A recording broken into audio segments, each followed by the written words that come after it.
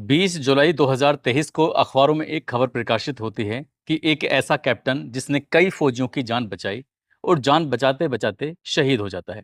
जैसे ही उसके गांव में खबर पहुंच जाती है, अब गांव में चाहे वो नेता हो, समाज सेवी हो या फिर आसपास के इलाके के लोग हों, परिवार हो या रिश्तेदार, मीडिया वाले, जिसको भी खबर मिल रही थी वो बड़ी संख्या में वहां पर इकट्ठा हो रहा था। इंतजार कर रहा था कि कब पार्थिव शरीर आएगा और कब अंतिम संस्कार होगा। बस इसी अंतिम संस्कार में शामिल होने के लिए बड़ी संख्या में बड़े लोगों का हुजूम लगा हुआ था। अब चाहे सड़कें हों या फिर घरों की छतें हों, जहां देखो वहां आदमी ही आदमी दिखाई दे रहे थे। 21 जुलाई 2023 की दोपहर 1:15 के आसपास का ये वाकया है। एयरफोर्स का एक विशेष विमान उस गांव में आता है और उसके बाद फिर पार्थिव शरीर उसी विमान से गांव में आता है। और आने के बाद जैसे ही गार्ड ऑफ ऑनर दिया जाता है, इसके बाद शहीद की जो पत्नी होती है, वो पत्नी रोते हुए बिलखते हुए वहाँ तक पहुँचती है। पार्थिव शरीर के पास तक और जाने के बाद वो उसके माथे को चूमते हुए कहती है कि मेरा सोना, मेरा हीरो, आपकी शहादत पर मुझे गर्व है। जैसे ही ये बात कहती है, इस बात की उन्होंने बहुत धीरे से बोला था, लेकिन ऐसा लगा जैसे कि पूरे ब्रह्मांड में ये बात गूंज गई हो।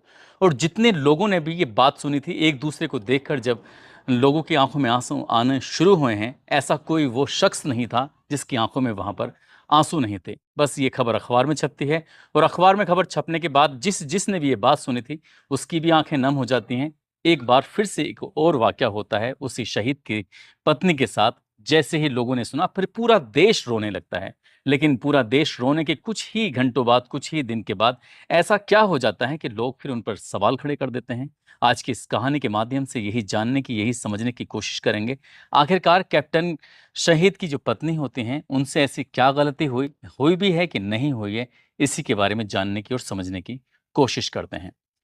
आदाब, नमस्कार, सत श्री अकाल। मैं उस्मान सैफी। आज की जो सच्ची घटना मैं आपको सुनाने जा रहा हूँ, ये सच्ची घटना है उत्तर प्रदेश का एक जिला है देवरिया, उसी का ही एक थाना लगता है लार, और लार थाना क्षेत्र का एक गांव लगता है बरडीहा दलपत। दरअसल यहाँ का रहने वाले आरपी सिंह, जो कि सूबेदार के पद से रिटायर्ड हो चुके हैं, और उनको 3 बच्चे होते हैं। पहला बेटा जिसका नाम अंशुमन सिंह रखा जाता है, दूसरा बेटा जिसका नाम घनश्याम सिंह रखा जाता है, और तीसरी बेटी होती है जिसका नाम तानिया सिंह रखा जाता है। आरपी सिंह और उनकी पत्नी मंजू सिंह, इन्होंने अपने बच्चों की परवरिश में कोई कसर नहीं छोड़ी। बहुत ही शानदार तरीके से, जैसे कर सकते थे उससे भी बेहतर करने की कोशिश की। बड़े वाले बेटा शुरू से ही पढ़ने में बेहद होशियार होता है, तो उसका एडमिशन आर्मी स्कूल में करा देते हैं। आर्मी स्कूल में वो जाता है और अच्छे से पढ़ाई कर रहा था।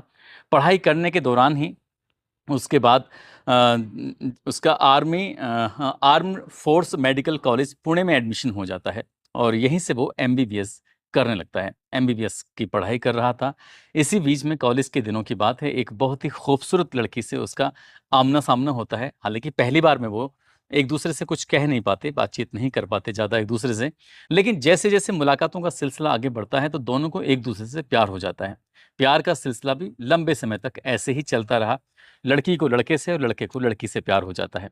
इसके बाद इस लड़के ने जैसे एमबीबीएस की पढ़ाई पूरी की, और पढ़ाई पूरी करने के बाद साल 2021 में भारतीय सेना में रेजिमेंटल मेडिकल ऑफिसर यानी कि कैप्टन के पद पर चयन हो जाता है, और आगरा में ट्रेनिंग होती है। आगरा में ट्रेनिंग होती है, और जून 2023 में लद्दाख के सियाचिन में इनकी पोस्टिंग हो जाती है। लेकिन इससे पहले थोड़ा सा और बैक चलते हैं। जब क्योंकि शुरू से ही ये बाहर रह के पढ़े थे, तो एक दिन पापा के सामने बातचीत करने लगे। बात शादी तक आती है। जब शादी की बात आती है, तो पिताजी से कहते हैं कि पिताजी अब शादी कर लेते हैं, शादी के भी वक्त हो चला है। पिताजी कहते हैं कि जहाँ तुम्हारा मन हो, जहाँ तुम चाहो वहाँ शादी कर लो, मुझे इस शादी से कोई एतराज़ नहीं है। वैसे भी मैंने तुम्हारा बचपन पढ़ाई की वजह से छीन लिया, अब मैं तुम्हारे आगे का जीवन नहीं छीनना चाहता हूँ। मैं तुम्हारे इस तुम किसी भी लड़की से शादी करोगे, मुझे कोई ऐतराज़ नहीं होगा, मुझे खुशी होगी। और अंशुमन सिंह, जो कि कैप्टन बन चुके थे, उन्होंने अपने पिताजी से बताया कि पिताजी, मैंने एक लड़की देखी हुई है जो कि पठानकोट के होशियारपुर की रहने वाली है।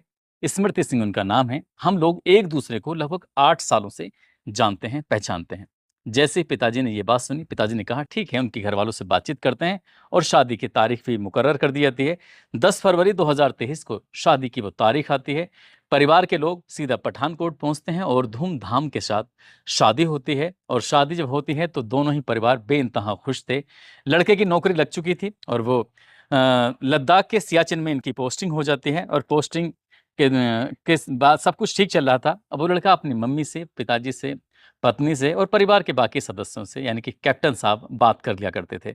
ज़िंदगी एकदम बेहतरीन तरीके से चल रही थी, लेकिन इनकी जो पोस्टिंग थी, वो सियाचिन लद्दाख के एक ऐसे इलाके में थी, ऐसी जगह पर थी, जो कि समुद्र तल से लगभग 17,000 फीट की ऊँचाई पर जैसे-जैसे ऊँचाई बढ़ती चली जाती है, वैसे-वैसे तापमान में गिरावट आने शुरू हो जाती है। और लद्दाख के बारे में तो आपको पता ही है कि वहाँ पर कितनी ठंड होती है। वहाँ पर 1 सेकंड भी रुकना कितना मुश्किल होता है और फ़ौजी किस तरह से हमारे देश की सुरक्षा में लगे रहते हैं, अपनी जान की परवाह किए बगैर। इसको बताने की, इसको समझाने की बिल्कुल ज़रूरत नहीं है, क्योंकि देश का हर एक बच्चा-बच्चा इसके बारे में बहुत अच्छे से जानता है, पहचानता है। दरअसल कैप्टन साहब अंशुमन सिंह अपनी पत्नी स्मृति सिंह से 18 जुलाई 2023 को फ़ोन पर बातचीत कर रहे थे और फ़ोन पर बातचीत करने के दौरान इन दोनों ने अगले 50 साल की जो रूपरेखा थी, पूरी तैयारी कर ली। उस 18 जुलाई 2023 को जो बातचीत होती है और बातचीत में 50 साल के आगे का खाका तैयार कर लिया, पूरी नींव रख दी, घर कैसा होगा, बच्चे कैसे होंगे और आगे की ज़िंदगी गाड़ी कौन-सी होगी, तमाम छोटी से छोटी बातों को लेकर बातचीत चल रही थी और दोनों एक-दूसरे से बेइंतहा खुश भी थे। ये जो स्मृति सिंह होती हैं, वो अपनी ननद के साथ नोएडा में एक फ्लैट पे रहती हैं और अपनी क्योंकि पेशे से इंजीनियर हैं, तो ये अपने काम में मशगूल, उधर इनका जो हस्बैंड होते हैं, वो अपने फ़ौज की में जो भी अपना काम मिला होता है इनको, मेडिकल ऑफ़िसर होते हैं। अब बात आती है 19 जुलाई 2023 की सुबह लगभग 3 बजे के आसपास का वाक़या था। अचानक से लोगों की आँख खुल जाती है, क्योंकि जो ड्यूटी पे तैनात होते हैं, वो तो जानते ही थे, क्योंकि आग लग चुकी थी।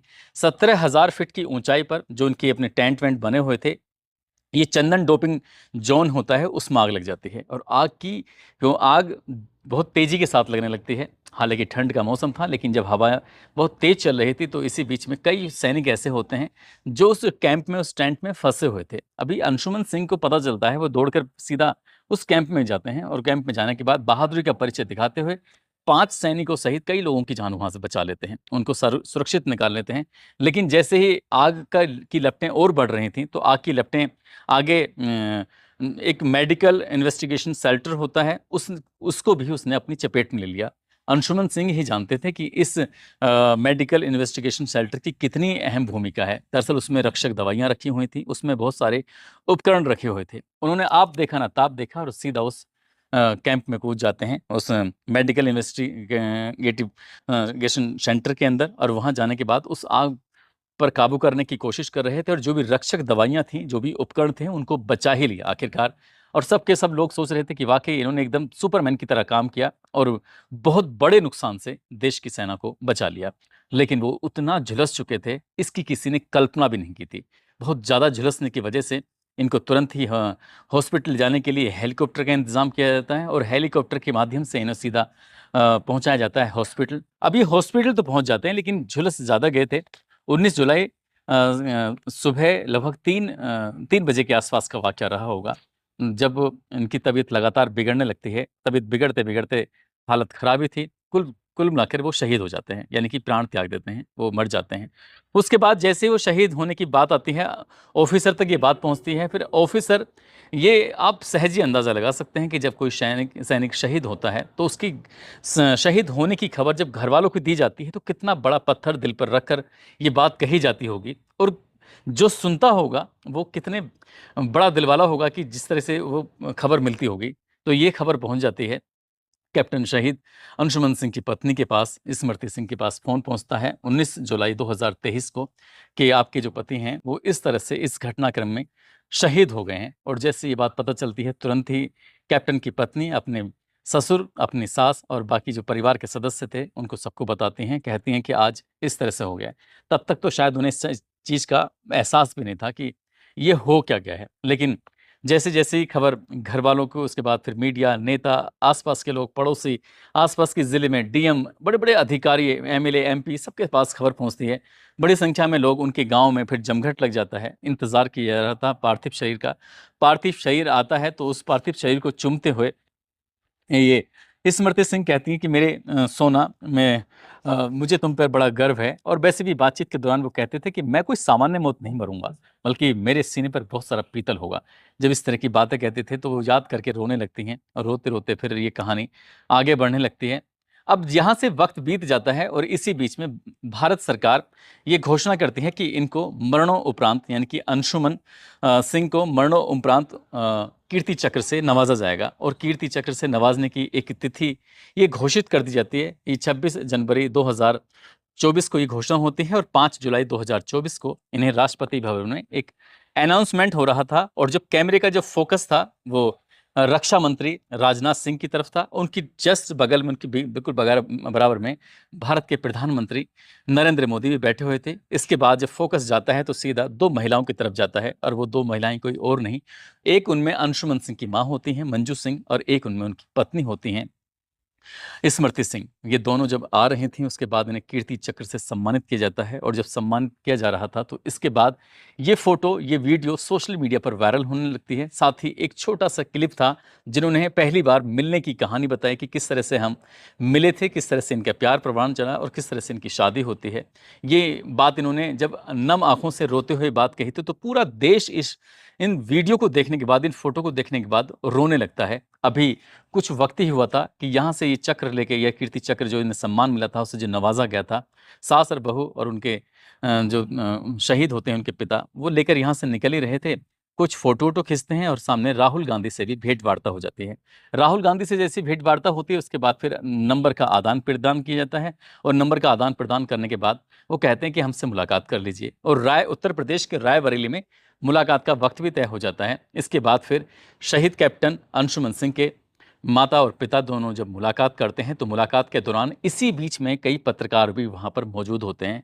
पत्रकारों ने जो सवाल किए तो कुछ ऐसे सवाल कर लिए जिससे क्या कुछ अपनी ऐसी बातें सामने आ जाती हैं जिनकी कभी कोई कल्पना भी नहीं कर सकता था। दरअसल जब पिता के सामने ये बात रखी जाती है कि आप क्या कहना चाहते हैं, मुलाकात की क्या वजह रही राहुल गांधी जी से, तो अग्निपथ अग्निवीर जो योजना है उसके बारे में बातचीत चल रही थी। लेकिन उन्होंने कहा कि जब कोई फौजी शहीद होता है तो शहीद होने के बाद कानून में थोड़े से बदलाव कर देने चाहिए। बदलाव कुछ इस तरह के कि यदि पत्नी की कोई बच्चा नहीं है, शादी को बहुत कम वक्त हुआ है, ऐसे में जब भी कोई मरणोपरांत कुछ सम्मान से सम्मानित किया जाए तो उसमें फिर देखा जाए कि ये कितने दिन ये साथ में रहेंगे या नहीं रहेंगे, उनके बच्चे हैं कि नहीं। जब छोटी छोटी बातों पर बातचीत करना शुरू किया है तब पत्रकार ने तफसील से पूछना शुरू किया कि आखिरकार आप कहना क्या चाहते हो। तब उन्होंने बताया कि जैसे ही उनका बेटा शहीद होता है उसके बाद गांव में यानी कि 2 अगस्त 2023 को 13वीं होती है। और 13वीं होने के बाद 3 अगस्त 2023 को स्मृति ये कहते हुए घर से चली जाती हैं कि मेरा यहाँ मन नहीं लग रहा है, मैं अपनी माँ के साथ रहना चाहती हूँ।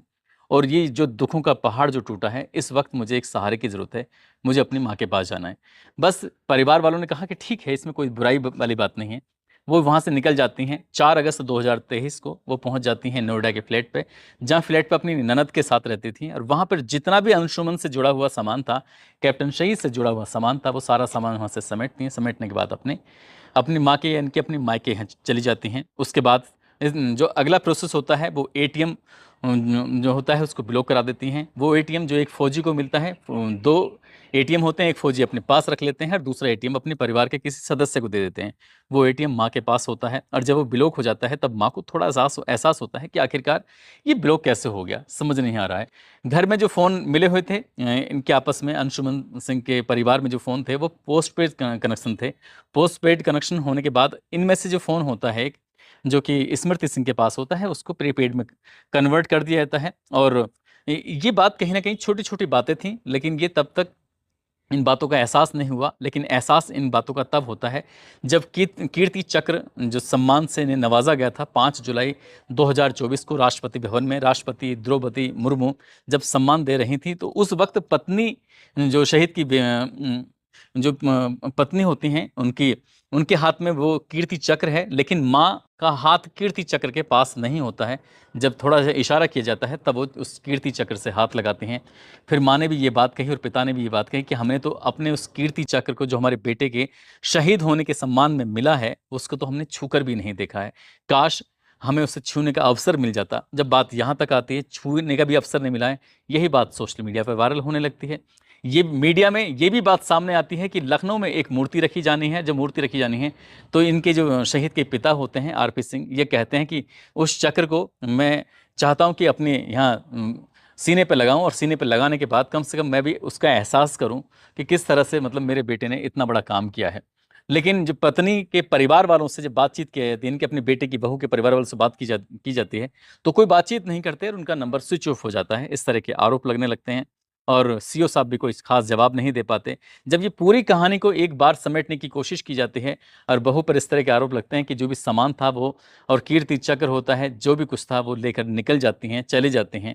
यानी कि अंशुमन सिंह के परिवार को छोड़कर चले जाते हैं। तो इस बात को लेकर फिर मीडिया और बाकी लोग तरह-तरह की बातें करने लगते हैं। एक दिन वो था जो पूरा गाँव, इलाका रोता है, फिर वो दिन आता है जो पूरा देश रोता है और जब कीर्ति चक्र को अपने साथ लेकर अपने मायके चले जाते हैं, तो उसको लेकर कई तरह के सवाल खड़े हो जाते हैं। हालाँकि इस स्मृति सिंह की तरफ से अभी कोई प्रतिक्रिया नहीं आई है। क्या वो किस लिए लेके गई हैं, किस लिए लेके नहीं गई हैं, जब तक वो बोलेंगे नहीं, जब तक वो बताएँगे नहीं, तब तक पब्लिक को पता नहीं चलेगा और जब वो बोलेंगे नहीं, तब तक यही समझा जाएगा कि वो सब सामान लेके यहाँ से चली गई हैं और किस तरह से एक शहीद के पिता, उनकी माँ परेशान हैं। हालाँकि माँ ने एक बहुत बड़ी बात कही, जिसको सुनने के बाद शायद आप लोगों को भी बड़ा अच्छा-सा भी लगेगा, आश्चर्य भी होगा कि वो कहती हैं कि जब किसी का बेटा जाता है, तो बेटा जब जाता है तो बहुत दुःख होता है, तकलीफ़ होती है, लेकिन उतनी तकलीफ़ नहीं होती, उतना दुःख नहीं होता जितना क्या किसी महिला का पति जब मरता है या शहीद हो जाता है, वो बड़ा दुःख होता है।